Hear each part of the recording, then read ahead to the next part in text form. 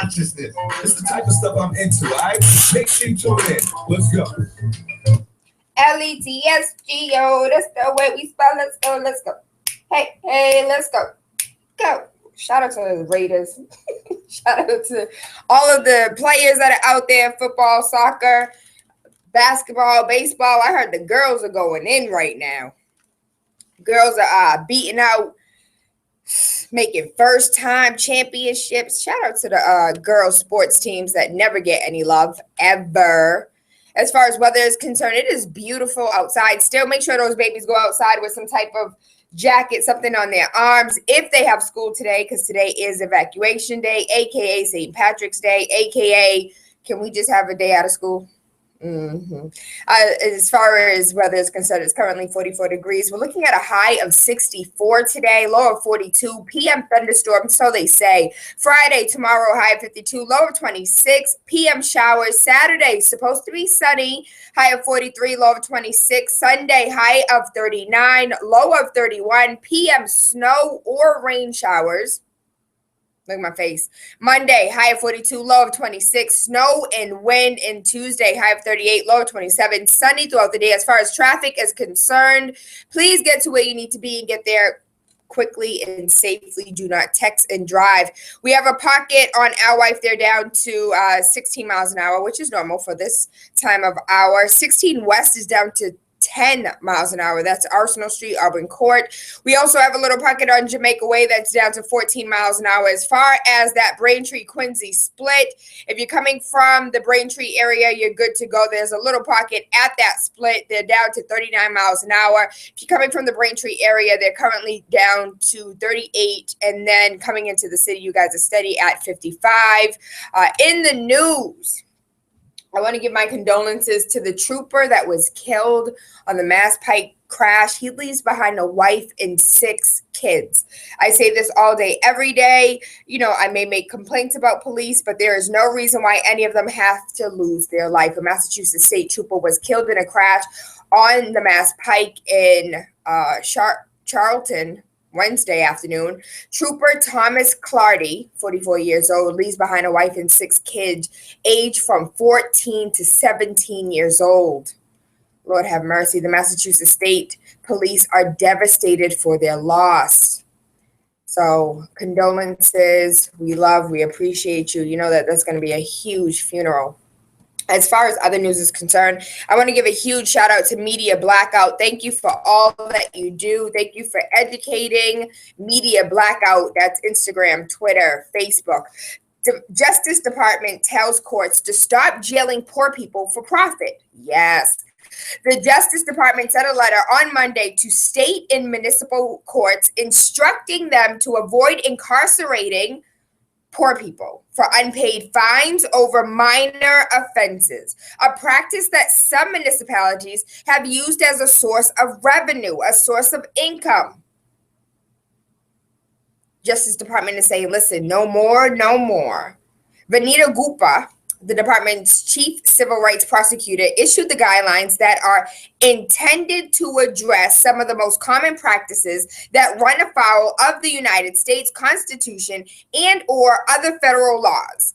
This move stems from an investigation of law enforcement in municipal court in Ferguson, Missouri, which revealed racist bias. According to the DOJ report, Ferguson officials routinely targeted poor African Americans, disproportionately issuing them fines for minor infractions to generate revenue.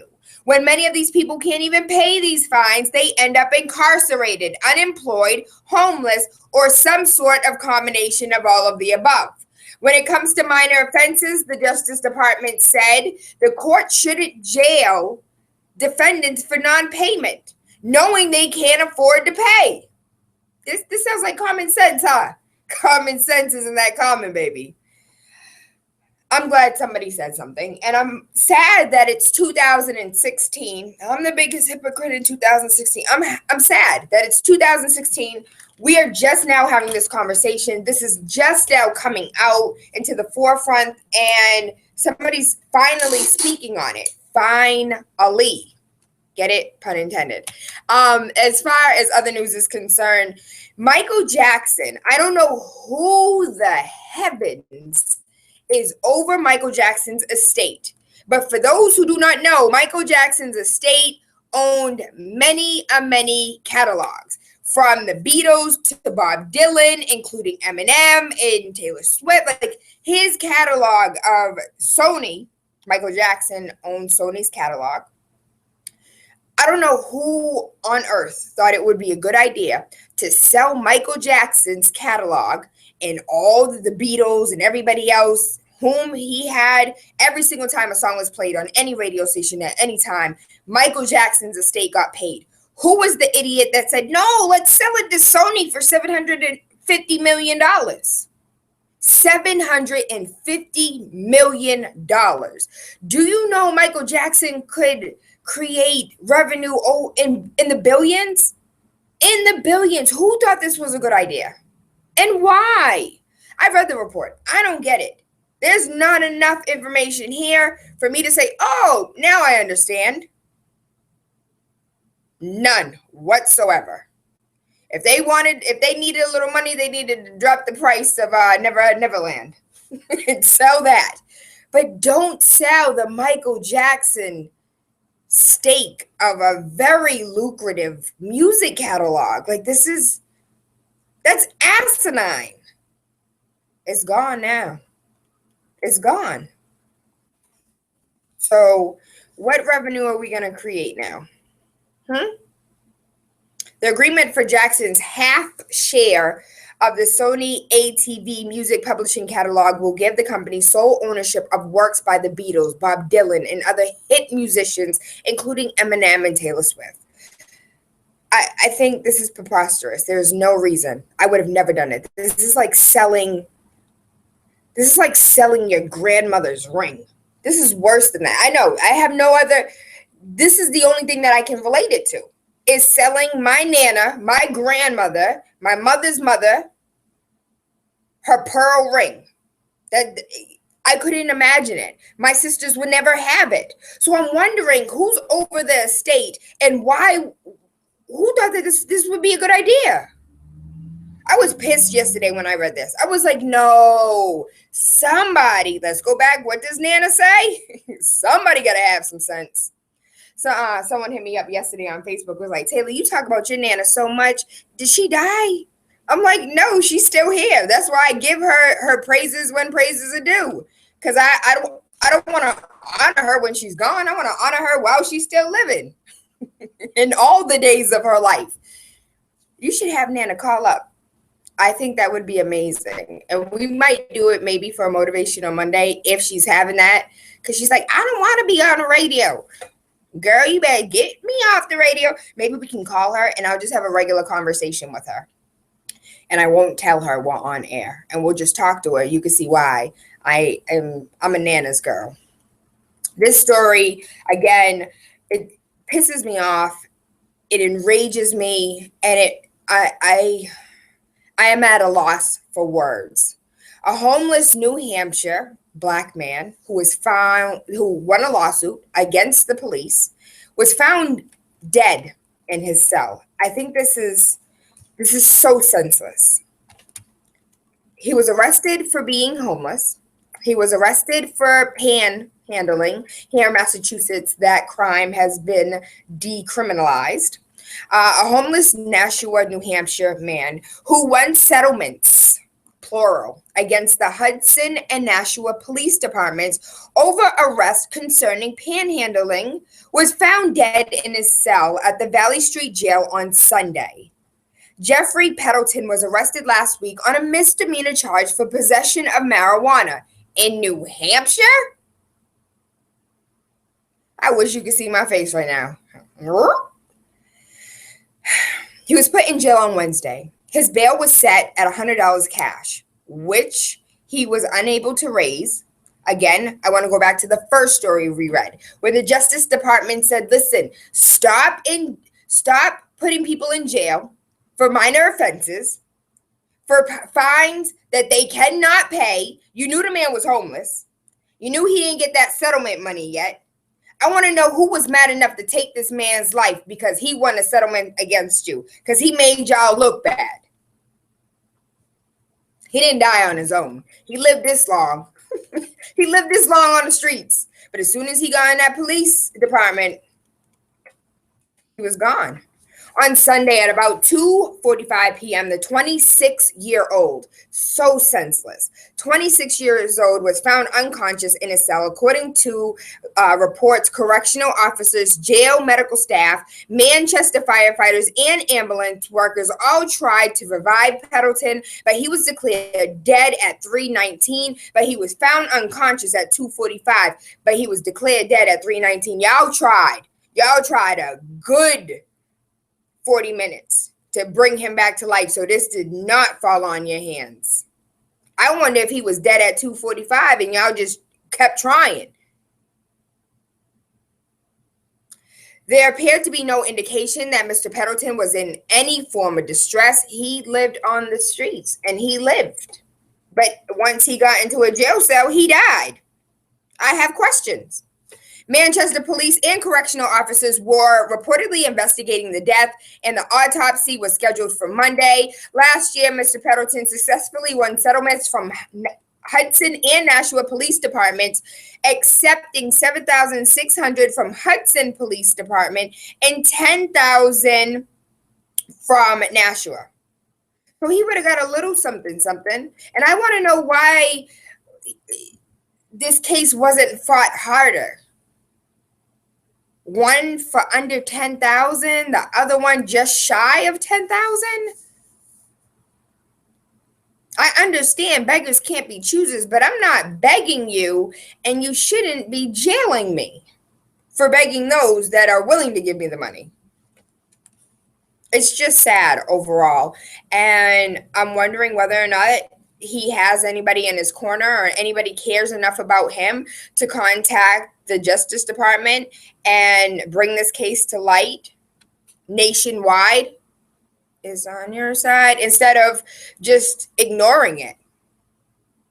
U.S. police, I'm sorry, these are just the stories that are currently in the news.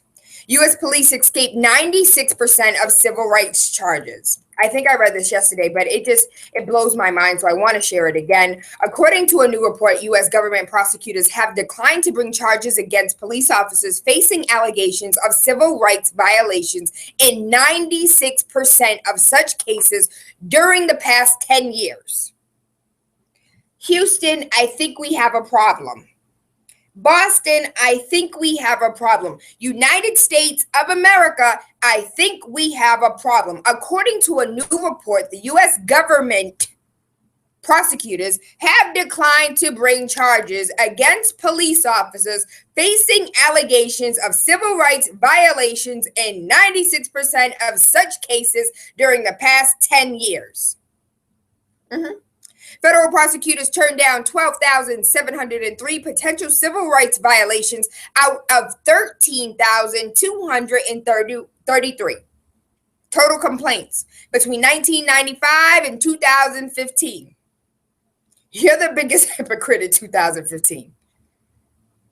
Do you see how these stories align? Are you paying attention to the stories? Are you paying attention to the way that they're framed? Are you paying attention to the way that I'm reading things, the things that I'm saying, and why they're important? Or am I just speaking to myself? The newspaper examined nearly 3 million U.S. Justice Department records related to how the department's 94 U.S. attorney officers across the country handle civil rights cases against police. The most common reason that prosecutors cited for declining to bring civil rights cases against officers were weak or insufficient evidence, lack of criminal intent, and orders from the Justice Department to cease. The findings could bolster arguments by African-American civil rights activists who claim white police officers who kill Black people are really held criminally responsible for their violence because they're not held civilly responsible for their, I can't really say insubordination because in a sense it is a form of insubordination. Baby, I pay you. You have a check because my taxpayer paying dollars pay you. You have a duty to me. I don't have a duty to you. You are a public servant. I'm not the public servant. My public dollars, my tax dollars pay you, the public servant. You're doing the injustice to me.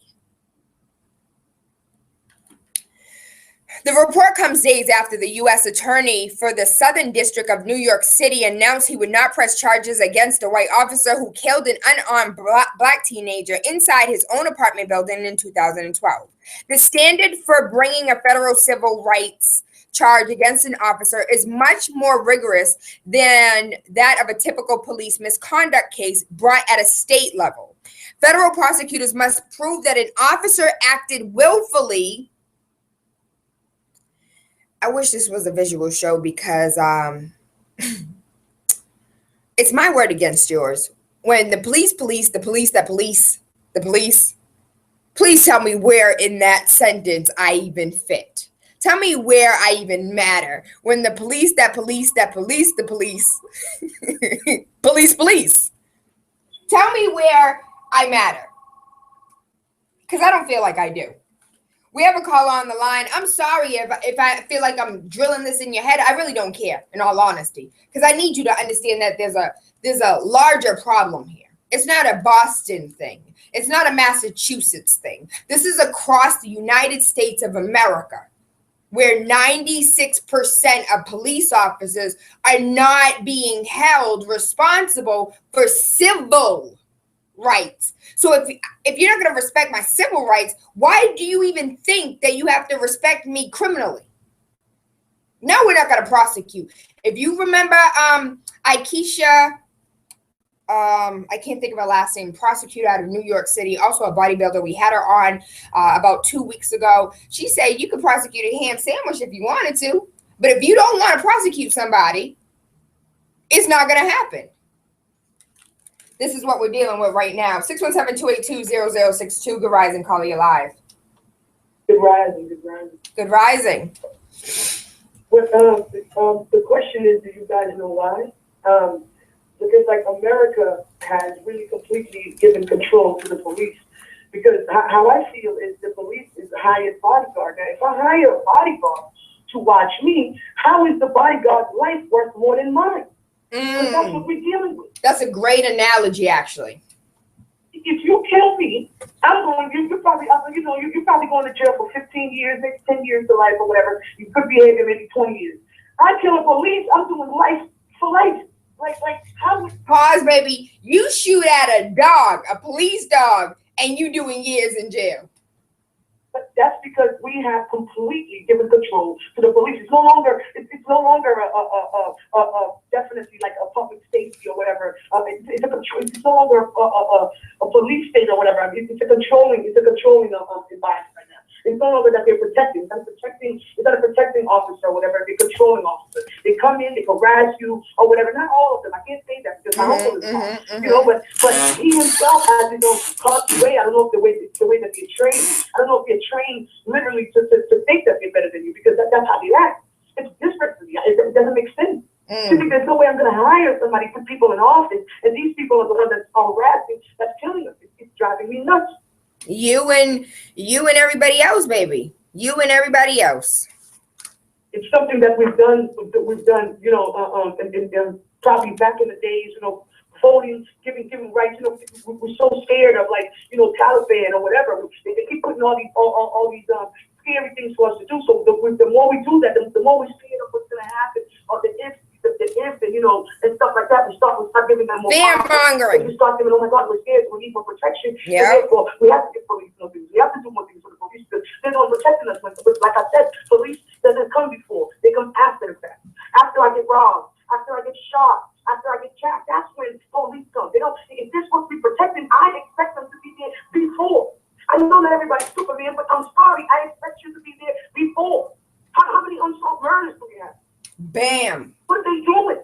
Boston has the largest unsolved murder cases. Why are you in a position to actually work your job, but have these murders unsolved? You know, we have so many cold cases. Like it's ridiculous. I just don't get it. We're giving too much power, and that's really us. That's America. There's no one else to blame. That is America. And I'm telling you, as I look at the police, I look at them as my bodyguard. I hire them. I work all day. I'm at work right now.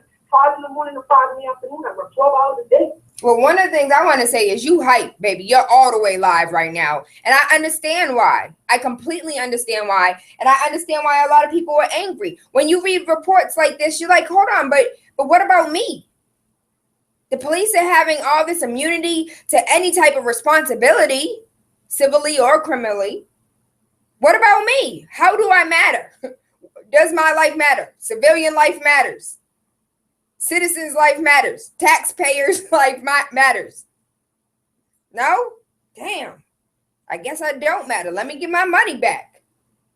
And I promise you, y'all need to demand your money back when it comes to police officers, when it comes to teachers. And I may not specifically be speaking to you here in Boston because you may love and uplift our police officers, but there's cities, other people that live in other cities that are listening right now that they need to demand their money back when it comes to their education. They need to demand their money back when it comes to their public servants. They need to demand their money back when it comes to their police departments. Can I have my money back? 617-282-0062. Good rising, Mr. Nubian. Good morning. Tayla, you know what? There's one day that everyone can voice their opinions, and if they want justice, it's called Election Day. 40% of the population votes. But yeah, 99% which, can't say that other word on air, but which every day about the problems. If you don't vote, you know what you're doing? You're like giving someone a whip and like, hey, beat the crap out of me. That's what you're doing. If you want to stop getting beat, take the stick away by voting. That's all you have to do. And people say, well, I voted for this person, he didn't do what I want. You know what? When you're the boss, guess what you get to do? Fire people. Fire your politician on election day, and you vote someone else in, and you keep doing it, and you keep doing it. And not just that, you have to be engaged, you have to be involved. So next Tuesday, I have a meeting with my city councilor. I have a meeting with my state rep. You have to meet with these people, and they are obligated to meet with you, whether they meet with you in your area or whether they meet with you in their office. If you call and say, I want a meeting, they will sit down and meet with you. You have questions, you have concerns, you're mad about something. They will sit down and talk to you. But we don't ever take that initiative. We'll sit here and call Big City 101.3 FM Monday through Friday, 5 to 7, itch and complain all day long, but you won't pick up the phone and call the person that actually can make a difference in your community. And Taylor, here's another thing I noticed. It's also locations. Majority of the abuse happens in urban locations, and the reason why it happens here, because when you have a huge population, the city officials are like, I don't have enough time to address this. But when you go out to the small towns or whatever, and the cops, everyone knows that cop or whatever, if they keep making complaints, he gets fired. Because they can't make the excuse, oh, we didn't have enough time to get to it, because you have... Do you remember the reports that I read about the police officers that had 27 cases against them, had 15 cases against? Do you remember I'm going to find it, and I'm going to repost it, because... People can do is start moving out to the suburbs where they live at, because when something goes on, everyone in that community sees it, so they can't hide. In the city, you can hide paperwork for years. Out in their communities, whatever, you can't hide. And here's another thing. As much as I think 80% of white folks are racist, that 20% or whatever, I know it's coming. And then they come to court to testify, that cop is not only getting fired, there's going to be charges. But every time there's a case brought against a white officer, what neighborhood is it? A neighborhood that he doesn't live at, and a neighborhood that no one cares about. Start moving out to their neighborhoods. Bring the fire right next door. Hold on, pause. They're moving into Dorchester, Roxbury, Mattapan, so we're right here. Professionals are. You don't see white folks with families moving here. You see the young professionals between 20 to 35, and usually those are your Bernie Sanders supporters. It's very rare you find yourself the middle class Brady Bunch moving into Dorchester. Who are you voting for? They're gonna be here when GE brings them here, but who are you voting for? I wanted to vote for Bernie, but since it seems like I voted for him in the primary, but in the general election, if it becomes Hillary the witch, where's Trump the retard, I'm going for the witch. Lord have mercy. The lesser of two evils. I got you. There are other reports. I want to read them to you. We're coming to the top of the hour as far as Power Hour is concerned. So really quickly, let me just mention that there was a a man who wears a surgical mask because he's allergic to black people.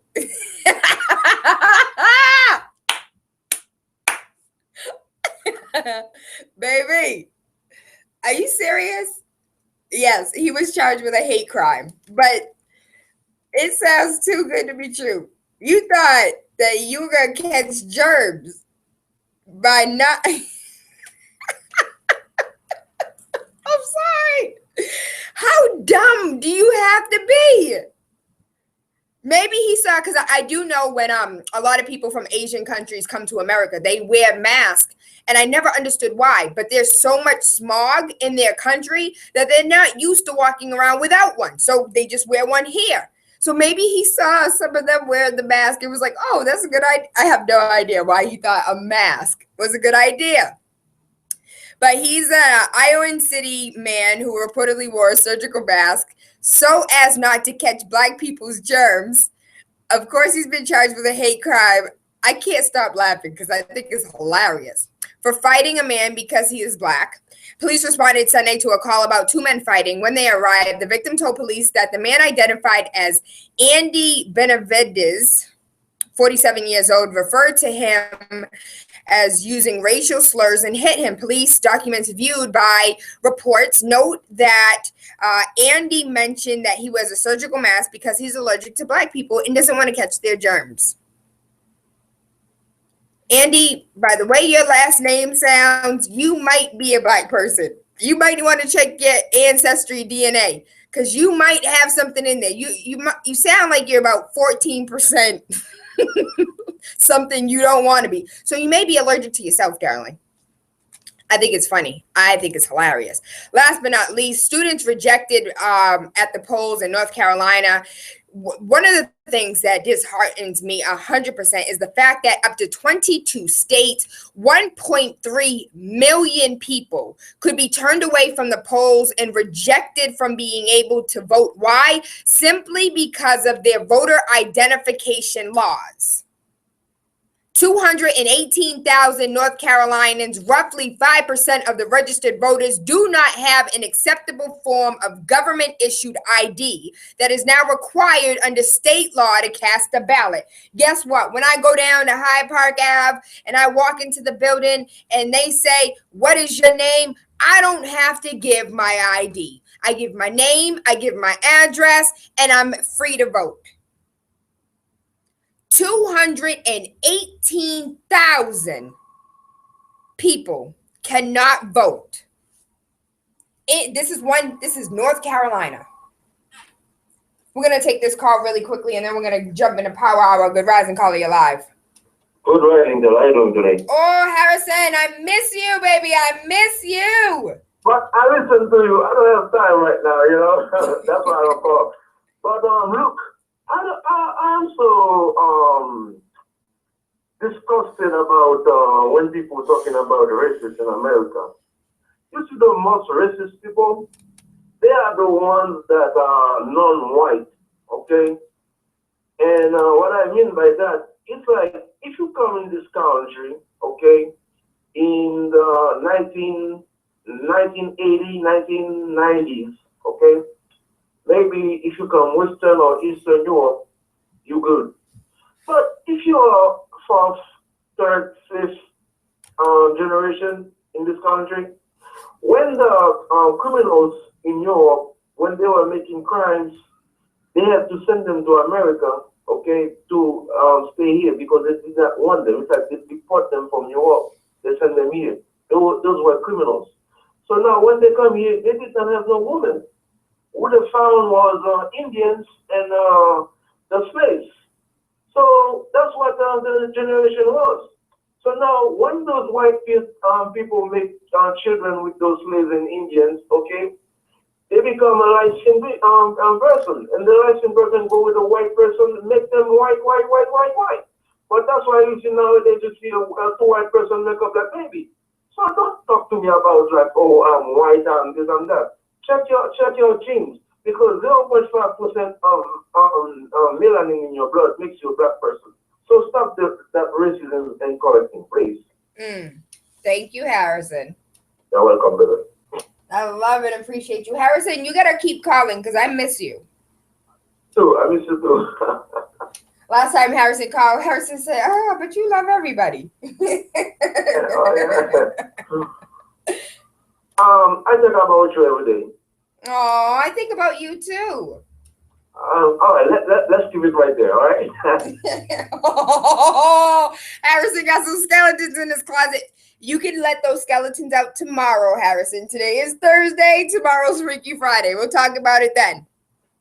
In other news, so going back to the students, 218,000 North Carolinians, roughly 5% of the population of registered voters, do not have an acceptable form of government-issued ID that is now required under state law to cast a ballot.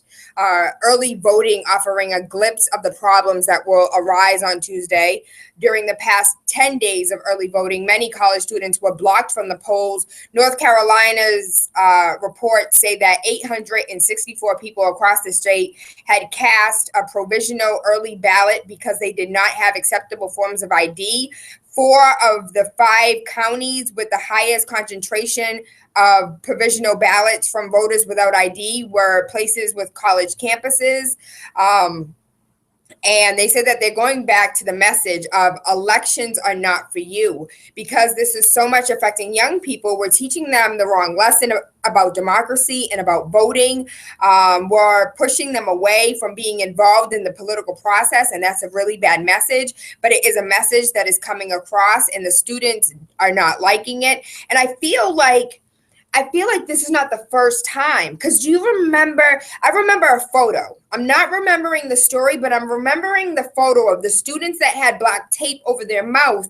And it was written in like white chalk, like you're trying to silence me or stop silencing me or I have a voice or something like that. And I feel like this is repeating itself. History is repeating itself. And if we don't read and pay attention to what's happened in the past, we are going to be damned to repeat this history over and over again. Somebody has to have some sense. I'm going to put that on a t-shirt. Nana says somebody got to have some sense because I don't feel like we're paying attention right now. In other news, as far as there's a motivational speaker, I absolutely adore him. Hold on, we're having technical difficulties. Here we go. Motivational speaker Eric Thomas, he's known as E.T., has been called the hip-hop preacher. He's a viral sensation whose YouTube videos all garner over 250 views. Thomas's personal struggles, the absence of his biological father, having once been homeless to triumph after graduating college after 12 years, recently a PhD in education administration from the Michigan State University. And this resonates with young and old alike. Thomas is flown around the world to speak to Fortune 500 company employees and professional athletes, and he charges anywhere between $50,000 and $100,000 to speak. Amen, hallelujah, praise, all of them. What? $50,000 to speak? Could you imagine over 450 shows on Mixcloud times 50,000? We'll just keep it at a low number, 50,000. I might have to retire. In all honesty, I really wouldn't because I'm here for free. So I probably wouldn't leave if there was money involved. There were children. These children were being rude. They were being disruptive. And he said, listen, stop. You guys are over here talking over me. You guys are being disrespectful. When I go to those white schools, they sit down, they shut up, they're over there taking notes. When I go to these colleges, they're sitting down, they're shutting up, they're taking notes. But when I come back home, when I come to my people, you want to talk over me? You want to disrespect me? You want to act like I'm not here for you? All that I do, you're going to sit here and they keep asking me. They keep asking me, what's wrong with the schools? What's wrong with the schools? E.T. said, I don't have the answers, but you are mine. And you are going to sit down and you are going to listen. And I love that. I love that. There is something about a man who puts his foot down and states not the obvious, but listen, I'm not going to have this. It brings me back to that meme that's on YouTube and Facebook of the A Different World when Dwayne Wayne said, "You are my wife. Don't you ever leave me alone overnight again. We're going home. Get your stuff. We're leaving." And she got her stuff and she was like, "Bye." And then there's another clip when he was like, "Don't ever threaten me again. I'm not your little play toy. I'm your husband. You gonna respect me." And she was like, "I love it when you talk to me like that, Daddy." We need that in our lives. We need to be spoken to like we don't have any sense sometimes. And maybe these children were acting out because they don't have any daddies in their life. So it took for him to put his foot down and just talk to them, quote unquote, crazy before they actually sat down and listened to what he had to say. How you go around the world being paid $50,000 to $100,000? You walk into high school, they want to completely disrespect you. Not in my house. He said, "I'm here to give you something. I came to use my influence to raise money so a group of kids can go to Costa Rica. I'm not here for nothing. I'm not here to waste my time." I'll go ahead and I'll post the whole speech that he gave, the whole slew that he gave the students. I'll go ahead and send it to you on Facebook. Shout out, that's a Chica Michelle Obama, First Lady Michelle Obama, enlist Missy Elliott, Janelle Monáe, and others for This Is My Girls. Hashtag This Is My Girls. The First Lady Michelle Obama has assembled an all-star team of female superstars for This Is My Girls, empowering anthem penned by Diane Warren. It's going to have a host of females. I love it. This is my girls for around the world. That's the chorus. Stand up, be heard. The message is actually in support of Let Girls Learn and the White House 62 Million Girls campaign, an initiative to shed light on the 62 million girls around the world who are denied the right to an education. The First Lady of the United States and Missy Elliott will take their collaboration a step further at the South by Southwest. The First Lady's opening keynote, which will be live streamed on March 16th, which was yesterday, at 10 a.m., was set to feature the Prep Rally MC as well as Queen Latifah. So I'll go ahead. I'll find that video. I'll post that on the Wake Up with Tayla Andre page. Last but not least, that is a chica stepping into STEM. If you know any girls, any young girls, any females, any women who want to learn more about the STEMs and science, technology, engineering and math, please join us on Saturday for Step into STEM, an educational and career exploration event for young Latinas or young women. All proceeds will benefit the event. Rooted in sisterhood and STEM and leveraging the power of relationships and role models, Step into STEM aims to expose Latinas or young youth and their families to diverse careers through a dynamic panel of women in STEM careers already. And speed mentoring is going to take place. That was actually one of my favorites as far as the Chica event is concerned. I absolutely love the speed mentoring because you get a whole bunch of information, people like trying to shape you and guide you in 60 seconds. And it's awesome. And it's a whole lot of information coming in. If you know somebody who knows somebody who knows somebody who knows a child, a young lady who wants to learn more about technology, about science, about, anything, here are the numbers. Hispanics will make up 29% of the U.S. population by 2050, compared with 14% in 2005. Yet only 20% of Latino students are reaching math proficiency and higher on MCAS tests versus the 74% of Asians and the 58% non-Latino white students, and only 13% of Latino students are reaching proficiency or higher for science, technology, and engineering tests. Clearly, there is a need in preparation to engage our children in STEM. Amen? When you think about the pyramids, that's STEM. We did that. We did that. We sure did. I'm so proud of you. If you know anybody who's interested, this information is and will be on the Wake Up with Tayla Andre page. And I posted yesterday, actually it was really, really early this rising. I didn't go to bed until late. It was probably around 1:30. It's on my page. I found the clip that I was talking about yesterday, that clip of the from the corporation. It's a documentary that talks about the corporation and how a corporation is now a person and how a corporation now has, is an entity as far as law is concerned, as far as tax is concerned, the corporation is a human right now. And there's a documentary about this. And during the documentary, there's this man called Carlton Brown, where he's very smug. He's very arrogant. It's one of the most it angers me the most. It's one of those clips that will have your blood boiling, because the way he speaks about 9/11, about it wasn't really nice. I really hated what happened, and then his eyes just light up. He was like, the people that weren't on Wall Street, the people that weren't in the building, they were excited. Like, what's the price of gold? What's the price of oil? What's the price of platinum? Money was being made. 9/11 was the best thing that happened to a lot of people. I want you to watch that clip, and I want you to understand and take it a step further. I'm not a conspiracy theorist, baby. I'm a realist.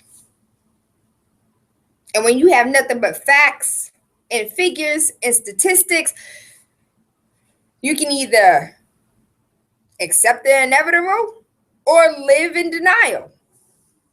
And I like the inevitable. Accept it, baby. I'm going to take a really, really quick break. Umi said, shine your light on the world. Because I think our guest may have forgotten about us today. And I'm really excited for this guest. We're talking about hip hop for Flint today and how important it is. They have an event coming up on Saturday, but this is not just here in Boston. If I'm correct, it's 33 cities across the nation that are in support of hip hop for Flint. Booyaka! Really quickly, Big City 101.3 FM, waking up with Tayla Andre, Monday through Friday, 5 a.m. to 7. We're going to go ahead and take this really quick break. And when we come back, hopefully we'll have our guest on the line. Waking up with Tayla Andre. Mwah.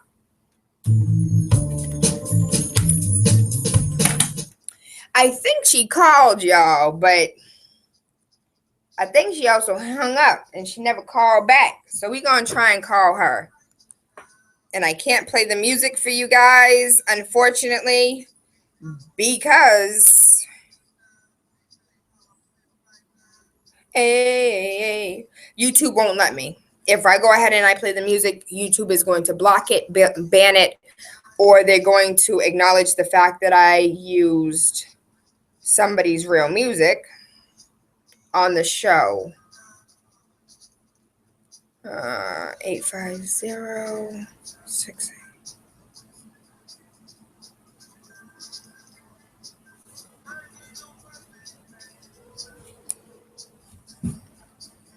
What one it is I have.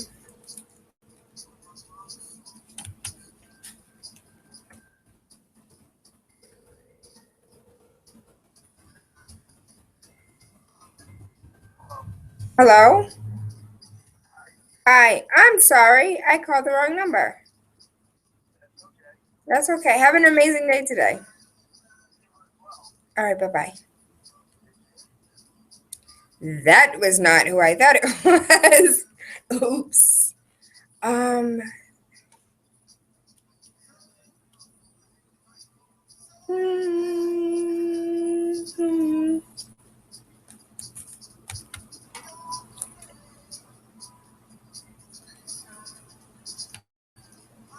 It says, shine your light on the world.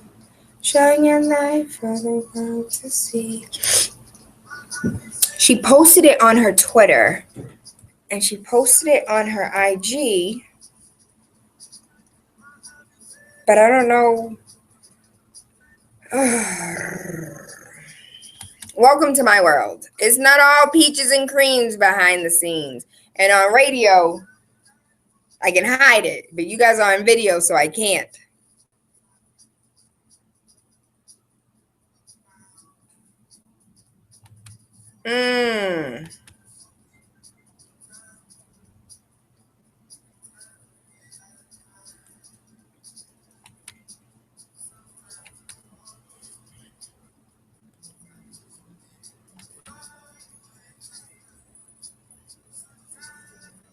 Don't know what to do with myself.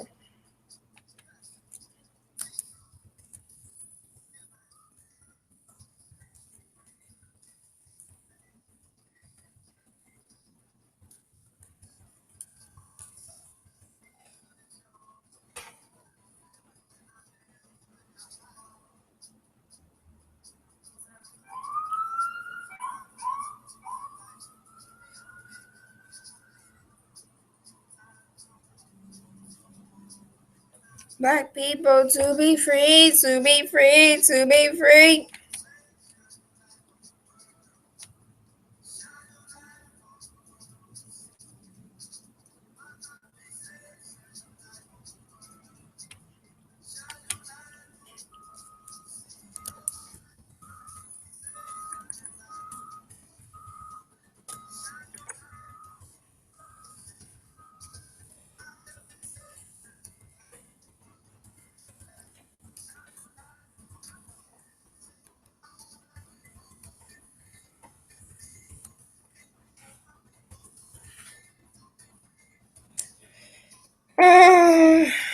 We're gonna have to just do a topic.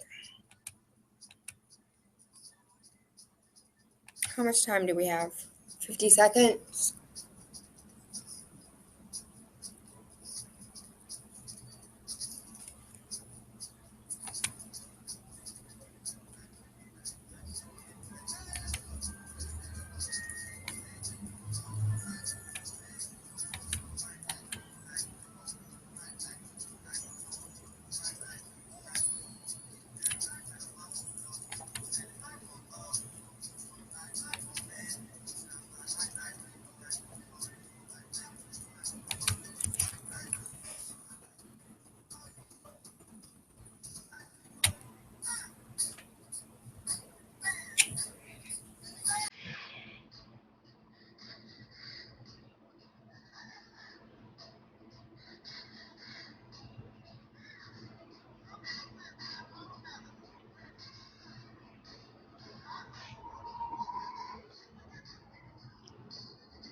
I apologize. I wish I could pause this so you guys didn't have to see all of this background nonsense, but it is what it is. Oh well.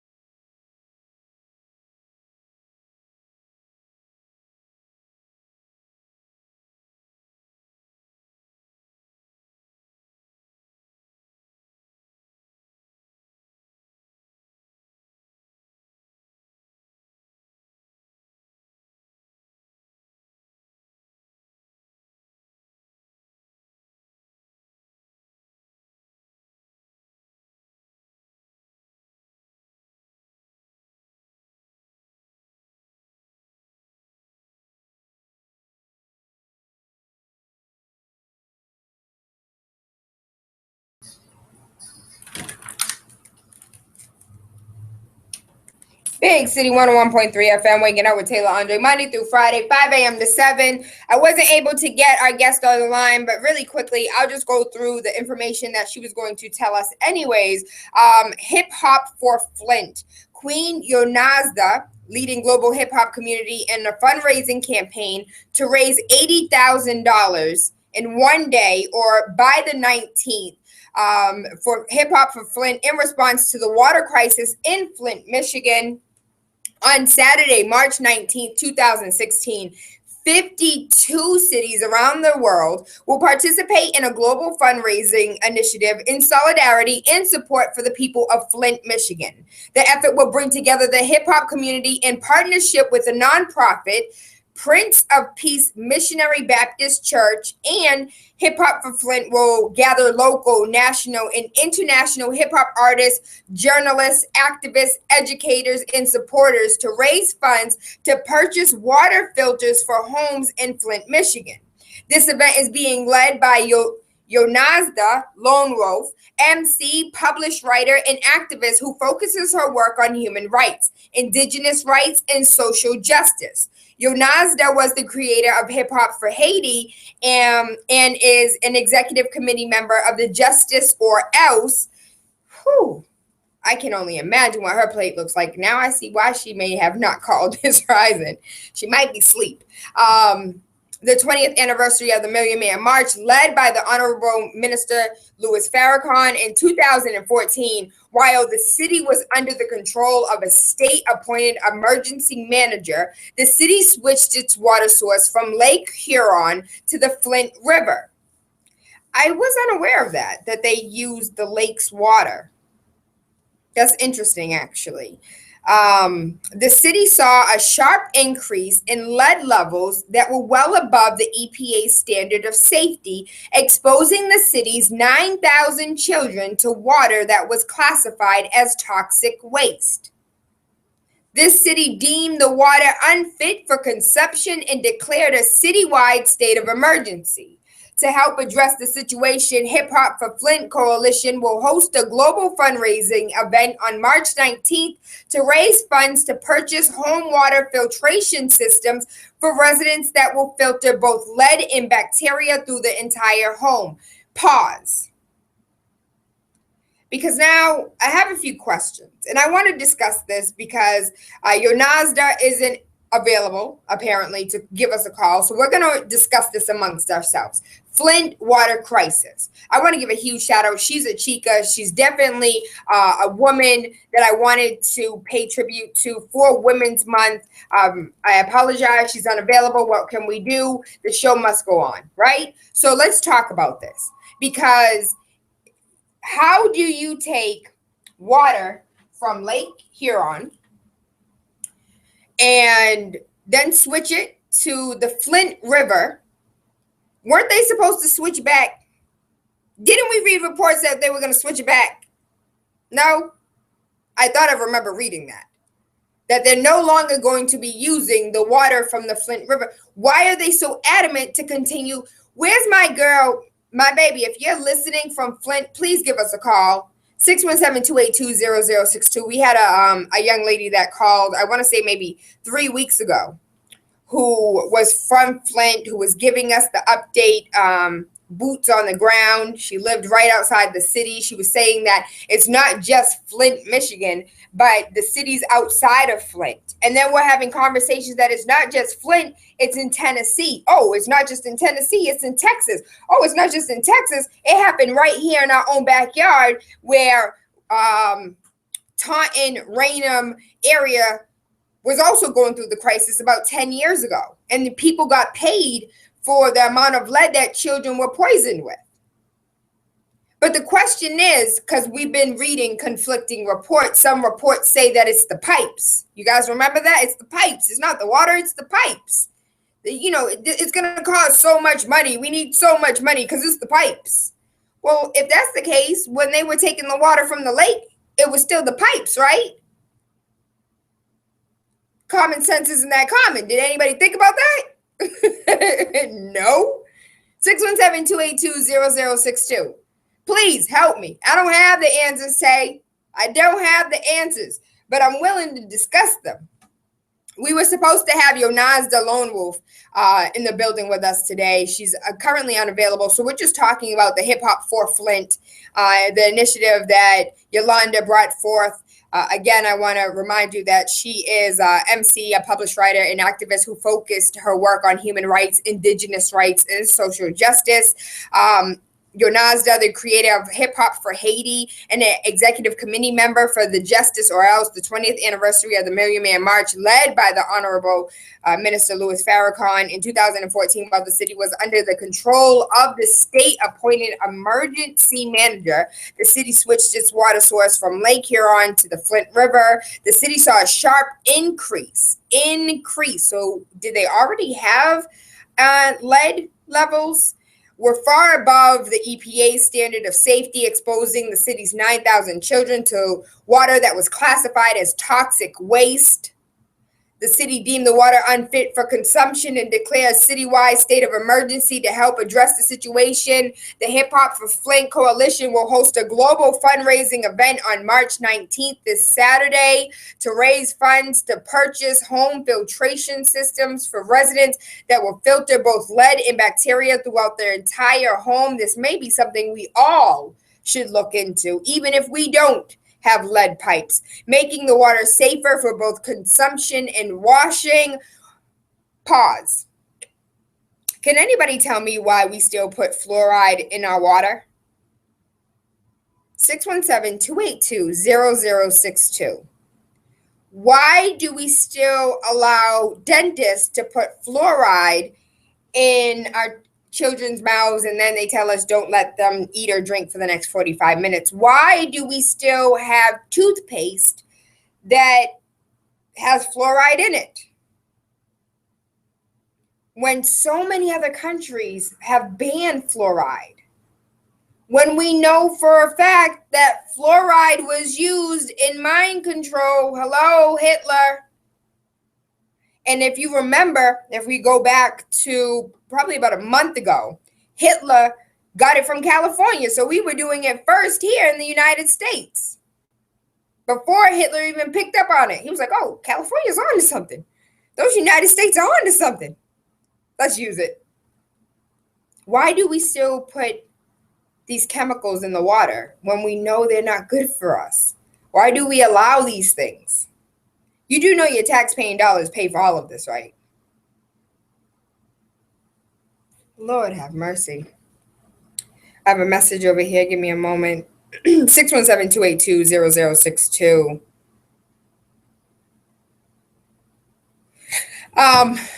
Let me go back. All donations will go towards the purchase of filters, which will be delivered personally, home by home, to the residents of Flint by the Hip Hop for Flint delegation.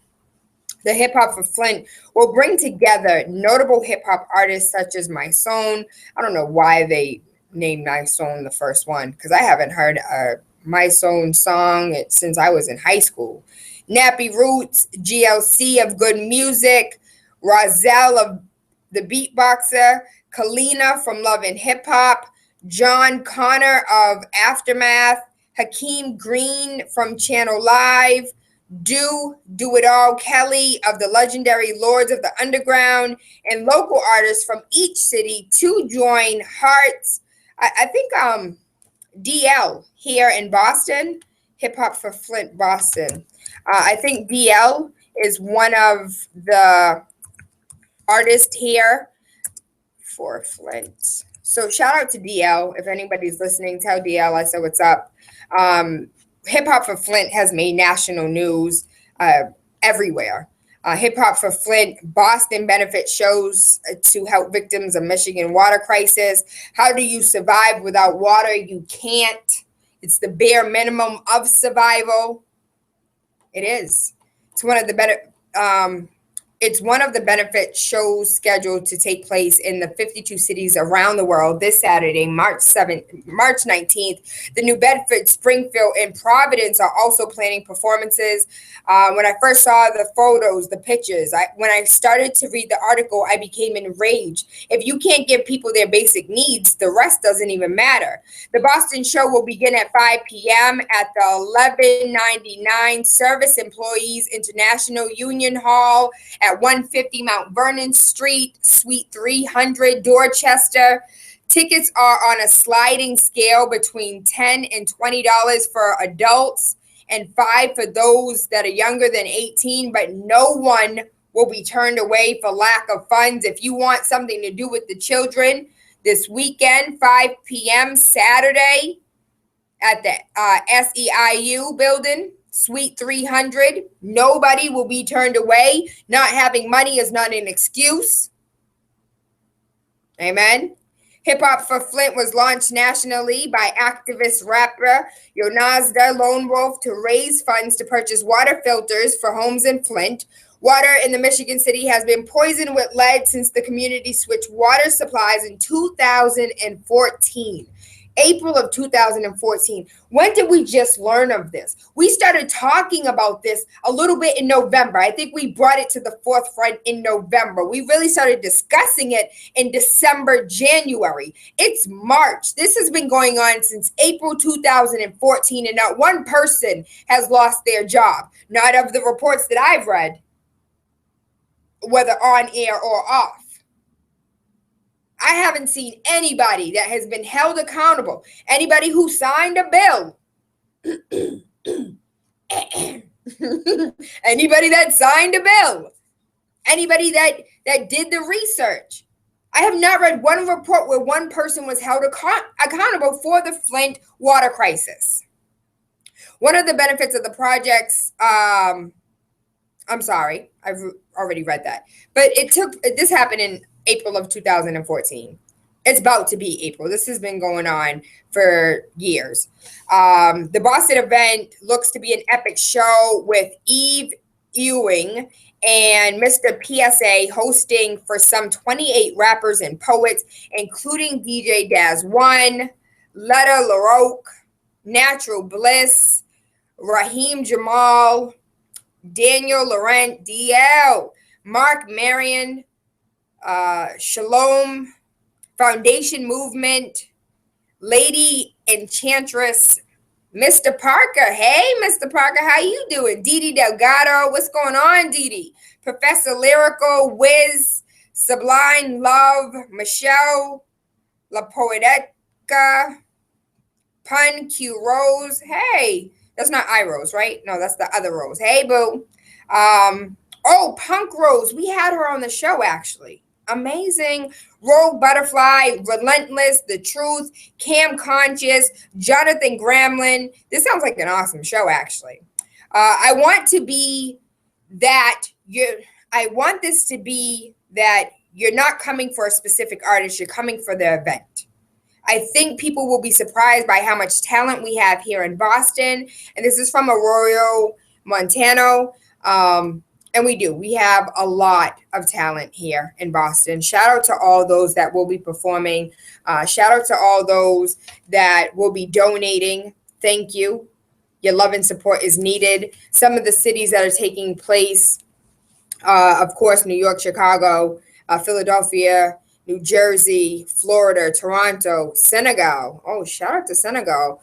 Toronto and Montreal, Canada, Boston, New Bedford, Springfield, Charlotte, Winston-Salem, Durham, Providence, Phoenix, Arizona, Washington, D.C., Dallas. The list goes on and on and on and on and on. There's also partnering with human rights activists, Justice League, New York City, and Unite or Die. Justice League New York City says, we are proud to partner with Yonazda, working very closely with the people of Flint to understand the urgency of this disaster. What are we going to do about it? What would you do about it? What would you advise we do about it? I don't know, baby. Because I'm sick and tired of being sick and tired of being sick and tired. And it is what it is. And I'm tired of reading reports and not seeing any results. I'm tired of going to meetings. I'm tired of having my voice heard and feeling like it's still falling on deaf ears. I'm tired. And I'm wondering, when are the people going to be tired as well? It feels like never. I am going